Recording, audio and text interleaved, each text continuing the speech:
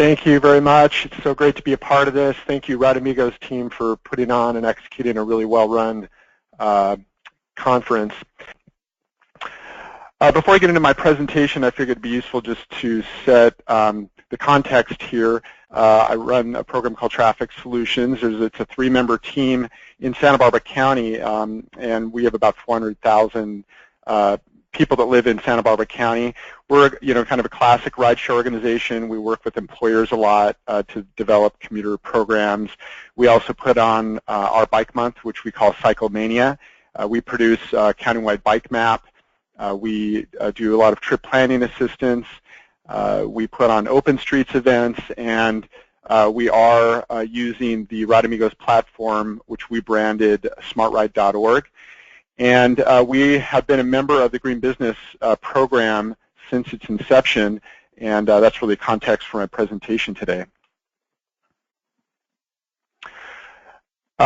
When we started getting involved in some of the Green Business programs locally, and this was in 1994, at that point there wasn't a clear understanding that an employee's commute back and forth to work constitutes part of the carbon footprint or environmental footprint for that organization. They really start thinking in terms of energy use and irrigation systems and low-flow toilets and switching out CFL bulbs, that sort of thing. When we entered the discussion and we became part of the program, we really kind of insisted that the commute was included as part of the carbon footprint and would be included in these green business programs. And as you can see, just from this slide here, in terms of carbon emissions, transportation is about 62%. So if these businesses are wanting to reduce their carbon footprint, they have to address their employees' commute. So the Green Business Program locally started as an awards program in '94. We would give around 5 or 6 awards to businesses that wanted to be recognized for their environmental practices. And we soon realized that there was way more demand for that and a need to recognize more than just 5 or 6 businesses. And so we expanded that to a certification program, largely conforming to a trend that was happening around that time across the state of California. We have 5 sectors that we include in our program. It's kind of expanded over time, but hotels, restaurants, office, retail, and automotive are all eligible to be certified. And we've certified about over 100 businesses here locally in our county. And it's a consortium of really important government agencies, cities, the county, our organization, SBCAG, the chambers are involved, energy efficiency organizations, even some nonprofits are involved in funding and managing this program. So just in terms of our ability to coordinate with a large number of other sister organizations, it's highly valuable because now the commuting topic is part of all of their understanding of how the Green Business Program works. And locally, we have seen real measurable and significant improvements and impacts on the environment in terms of saving water, reducing waste, energy use, and reducing carbon emissions. Now, our program is part of an umbrella organization that is about 21 different green business programs throughout the state of California, and that was initiated also in '94. And we collectively impact about 50% of the California population through these green business programs. So most people in California are served by these green business programs. And statewide, the little number on the bottom left there, you can see about 3,500 businesses have been certified through these 21 programs. And diving in a little deeper into the green business program as it relates to the commuter requirements, we in Santa Barbara County and San Francisco have the most proactive and comprehensive requirement as far as commuter requirements. Most of these programs only require that a business display information about alternative transportation to their customers and employees. And personally, I think that's highly insignificant, and that if a green business program really wants to pretend to have an influence on commute behavior, they really need to be implementing full, robust commuter programs that do include things like cash incentives. And the way it works throughout California is it's an online checklist, and so you register. In our case, we do require a small fee to go through the Green Business Program. So they go through this checklist in a cohort of other businesses that are at the same time frame over about a 3-month period of time. They're all working together to complete their checklist, checking in periodically with our coordinator. The checklist is broken down into various categories: general, waste reduction, energy reduction, water, pollution, and wastewater. And it's within the pollution category that the commuter requirement is included.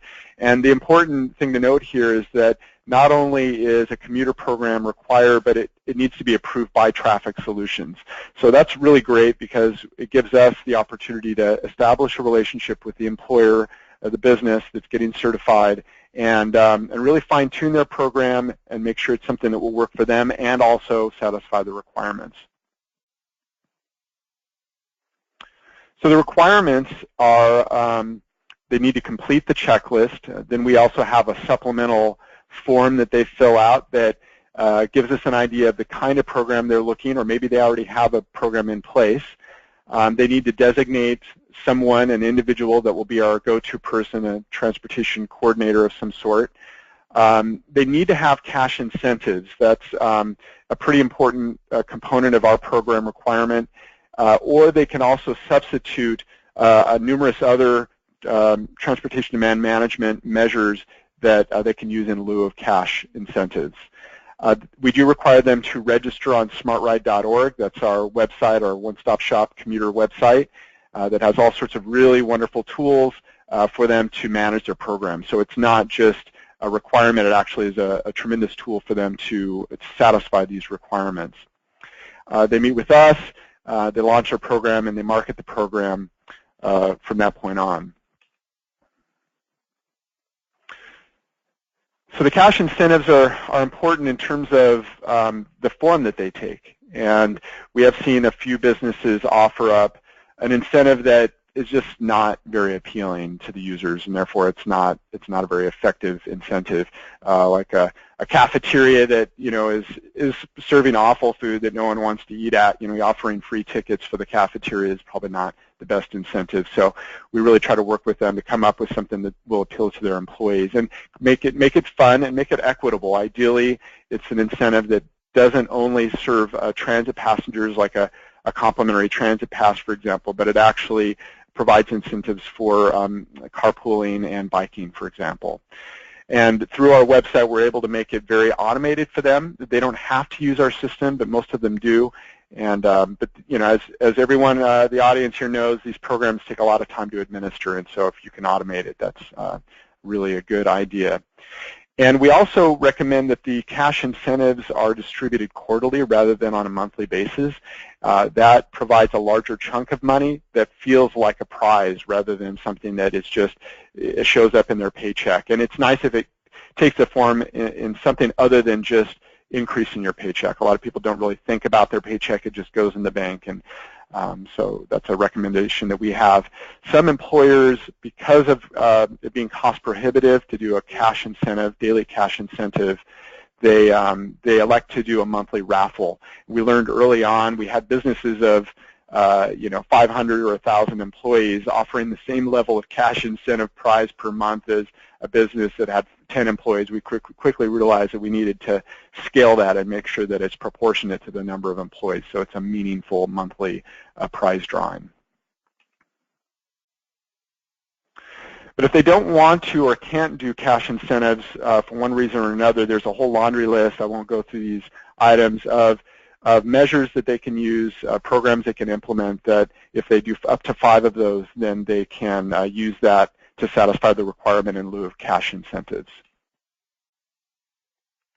And Sonos is one of the companies, one of our big success stories. They're actually presenting later in this conference. And this is after a month of launching their program. This was part of the green certification program. It was also a city requirement that they have a TDM program, but they went way above and beyond what was required by the city, largely because of working through the green business program. And there have been some challenges and lessons learned. A lot of the businesses that we find that go through the certification program are small businesses, and so they're not always the best kind of organizations to launch a really formalized program with a lot of infrastructure and system in place. Sometimes they have 5 employees, and so we have to be nimble and adaptive to make sure it's not overwhelming them. But nonetheless, these are businesses that we normally would not have had any relationship with. So we see it as a great boon, a way in, a foot in the door to have a conversation with these small businesses. Cash incentives are expensive, and actually the commuter aspect of our green business program is considered by the businesses one of the most onerous parts of their requirement. So this is significant what they're doing here.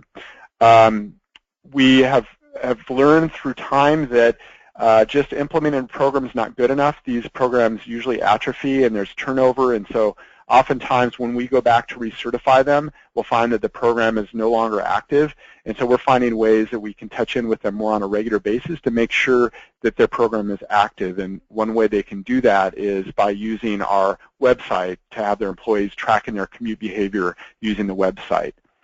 It is time-consuming working with the businesses, but again, this has hugely expanded our reach to employers.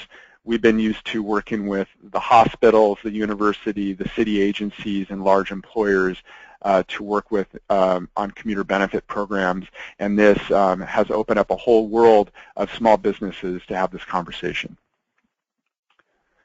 And with that, I can open it up for questions. Good timing. Thank you, Kent. We do have a lot of questions. 2 related questions are by Carolyn Rodriguez as well as Aaron Baum, and they ask, how do each of the businesses pay to participate? If so, what is their annual contribution? Are businesses willing to pay the fee? Do they recognize the benefit? And then a similar question by Aaron Baum is, what is the cost per business to participate, and how many companies are participating at this time, and what are your goals for the participation as well?